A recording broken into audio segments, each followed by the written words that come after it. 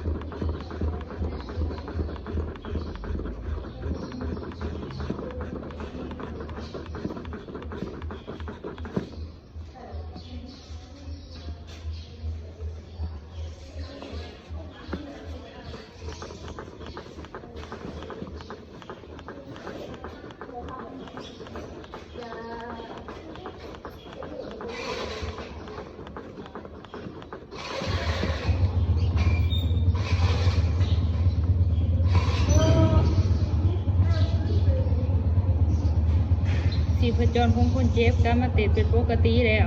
นำส่งคนเจ็บไปบอนที่มีเงื่อนไข